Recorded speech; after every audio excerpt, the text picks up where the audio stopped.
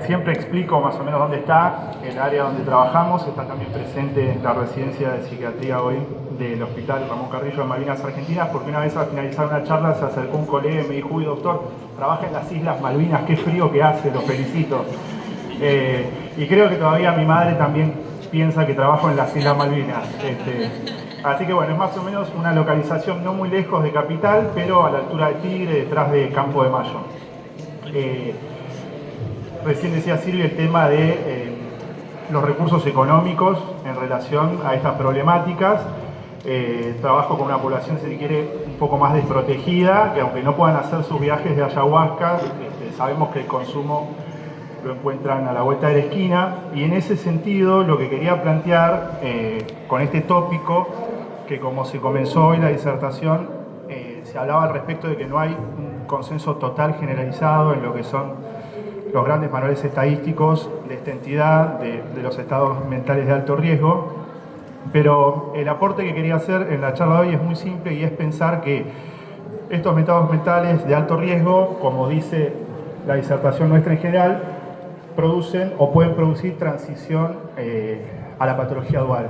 Entonces, hay estados mentales que uno puede categorizar de alto riesgo, como lo que se venía mostrando al principio, básicamente las distintas psicosis, pero mi aporte focaliza en un estado mental que a priori uno pensaría que no es de alto riesgo, en parte porque la mayoría de nuestros pacientes lo sufren, o incluso en alguna etapa de nuestra vida nosotros mismos, y en parte porque eso lleva a que lo naturalicemos, que es la ansiedad.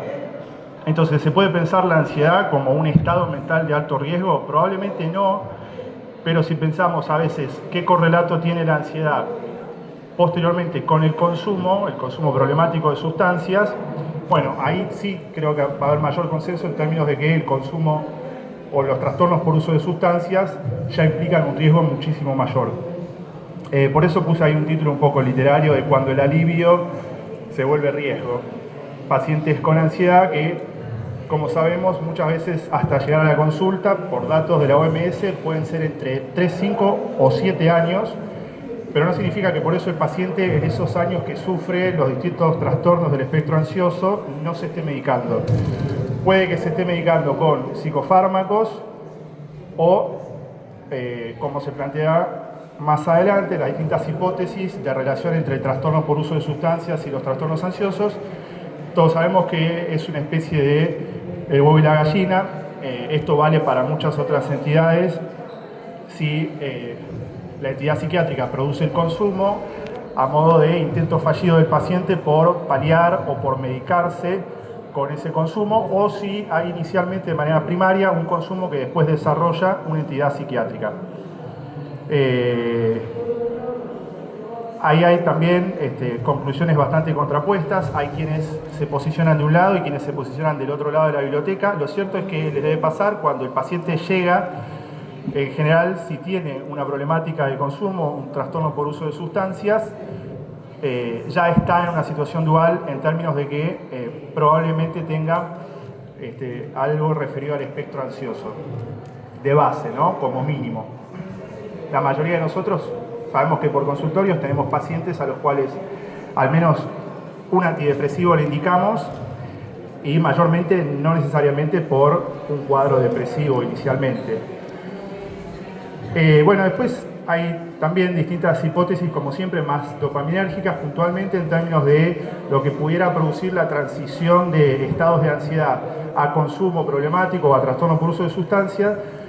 Se focalizan hasta el momento la evidencia en lo que es el sistema, la vía mesolímbica, lo que todos conocemos de estos núcleos, estas regiones tegmentales del mesencéfalo que llegan al núcleo accumbens, al hipocampo, a la amígdala, lo que todos conocemos como el circuito de recompensa. Bueno, la evidencia muestra también datos bastante antagónicos, pero coherentes.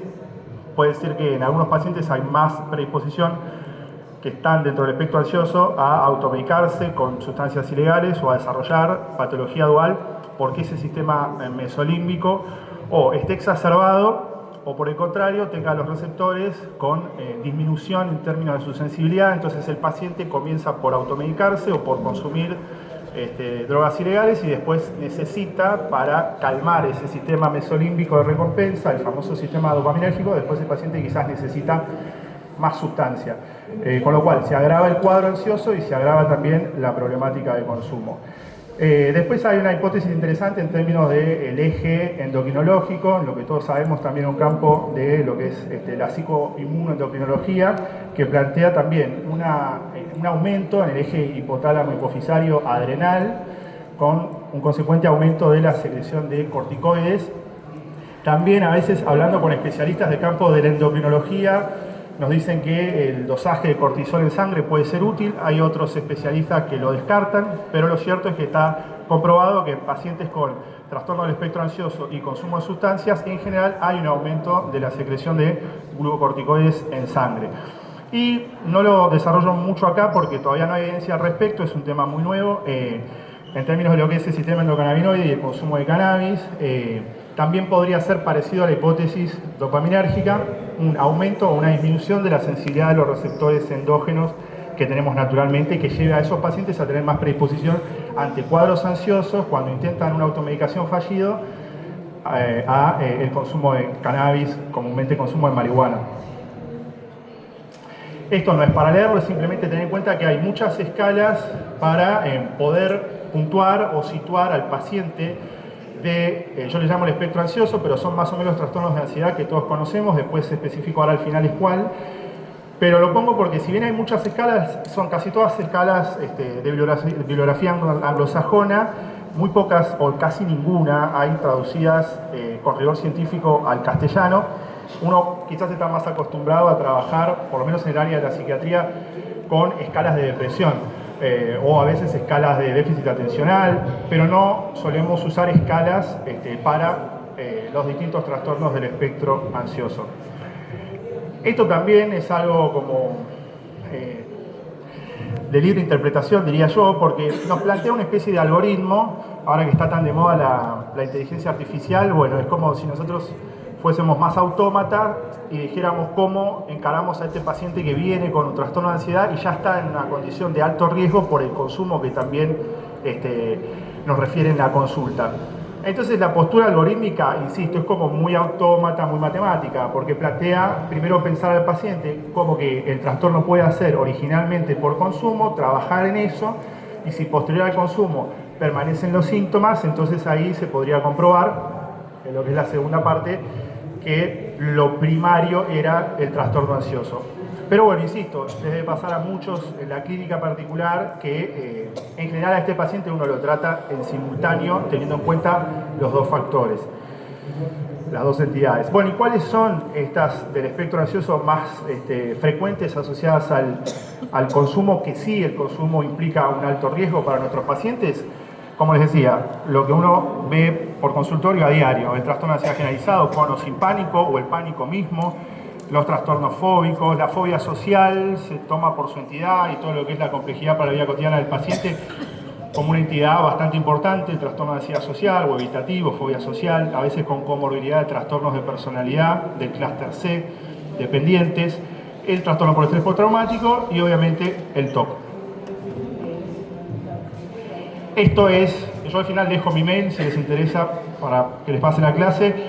Lo mismo, ¿no? Son cosas como muy generales de cómo entender al paciente si uno estuviese frente a un trastorno primario o a un trastorno de ansiedad secundario al consumo. Y obviamente hay una correlación en términos del tiempo. Quizás la primera frase de cada columna es la más importante, ¿no? La edad de inicio de la adicción, si fue posterior a un diagnóstico de ansiedad o si fue anterior. Lo cual, insisto, es difícil porque a veces la persona que ya está en alto riesgo por problemáticas de consumo, trastorno de uso de sustancias, llega con ese problema y no tuvo un diagnóstico previo, puro, exquisitamente psiquiátrico. Entonces también a veces es difícil en la anamnesis poder fijar la línea cronológica. Bueno, para cerrar, algunas reflexiones, la parte aburrida de toda clase, pero en lo particular, que es mi debilidad, que son las etimologías, pero insisto, esto lo sabemos todos. La etimología de la ansiedad. ¿Por qué? Porque vivimos en una época, ya estamos alcanzando el cuarto del siglo XXI. O sea, todos nosotros no vamos a llegar para ver el final del siglo XXI, como vimos el del siglo XX. Pero bueno, muy tétrico, ¿no? Pero es así, hay que reflexionar también sobre la muerte. Ninguno de los que estamos acá va a llegar a ver el final del siglo actual, pero sí ya estamos a un cuarto de este siglo. ¿Y cuál es la característica? También es muy clásico en la salud mental recordar a modo casi de latiguillo que la Organización Mundial de la Salud planteaba que para el 2030 la depresión iba a ser la patología mental más discapacitante. Spoiler alert, como dicen, a veces pasan cosas. 2020 tuvimos nuestra querida pandemia. Lo que más se disparó fueron los casos dentro de los que están en este espectro ansioso que les contaba, consecuentemente con el consumo principalmente de alcohol, tabaco y marihuana. Bueno, y es eso la ansiedad, ¿no? Es básicamente la sensación de estrechez, de ahí también la relación con otras palabras como angor pectori, angina, la situación de estar todo el tiempo oprimido. Y esa opresión es un síntoma de nuestra época, porque en última instancia, al margen de las hipótesis neurobiológicas, bueno, ¿por qué hay cada vez más ansiedad o por qué fenómenos sociales como la pandemia produjeron un aumento significativo de ansiedad? Ahí también tenemos explicaciones más de tipo individuales o sociológicas que no necesariamente descansan solo en lo neurobiológico. Y otra segunda reflexión etimológica es sobre la palabra pánico. Saben que el famoso panic attack nosotros lo adoptamos más de lo que es la bibliografía anglosajona. Antes quizás se decía crisis de ansiedad o angustia aguda. Pero bueno, también desde hace unos 15, 20 años empezamos a escuchar mucho, incluso en los medios se popularizó el ataque de pánico. El ataque de pánico, al margen de lo que todos podemos saber del pánico, recordar que Pan era un dios bastante menor de lo que es la mitología griega, pero básicamente era un dios que aparecía en las montañas y ahuyentaba, espantaba, asustaba a los pastores. Y eso también es, así como la opresión y la asfixia es un síntoma de época, no solo de que estamos acá reunidos muy chiquitos y también asfixiados, con calor. Bueno, otro síntoma de época es el pánico, aunque no necesariamente todos suframos pánico de la manera en que lo concebimos. Pan, ese prefijo que a veces usamos en otras palabras, hace referencia al todo. El hecho que yo siempre digo de despertarse y antes de reincorporarnos de la cama, agarrar el celular y ya empezar a ver trabajo, ya tenemos el trabajo que se nos mete en nuestra jornada antes de que comencemos el día. Entonces, si empezamos el día con el trabajo en la mano, antes siquiera de ir a lavarnos la cara, estamos en un estado de pánico constante, siendo más metafóricos, ¿no? Porque es el todo que se nos avalancha desde el momento uno en que despertamos y a veces hasta cuando nos vamos a dormir. Y ya termino, este señor, como saben, ya no está muy bien visto, pero yo cada tanto lo saco a pasear.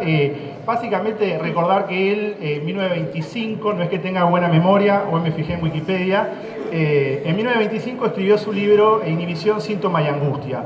¿Qué decía Freud? A grosso modo, pido disculpas si hay psicoanalistas en la sala, que la angustia / ansiedad se debía a represión sexual. Sabemos que parte de lo que fue la época de él se condice con la historicidad victoriana y una Europa más represiva. ¿Qué pasa? Este señor un poco más anterior, Søren Kierkegaard, un filósofo danés, tenía otra óptica que a mí me gusta porque quizás es más actual, que tiene que ver con que él planteaba que la angustia se produce cuando el hombre tiene la posibilidad de elegir. O sea que para Kierkegaard la angustia, la ansiedad, aparece con la libertad. Lo que siempre se dice, ¿no? Que los presos no sufren ansiedad, porque bueno, tienen una certeza y es que están privados de su libertad. También su libro más característico, Temor y Temblor, es en donde está como este debate filosófico en el cual a Abraham Dios le pide que sacrifique a su hijo Isaac y Abraham, muy obediente, está a punto de sacrificarlo. Bueno, al final era solamente una prueba de fe. Pero bueno, en esa situación en la que Abraham se debate respecto de la libertad, el libre albedrío que Dios le da, pero también de cumplir con una orden, obviamente se colma de angustia.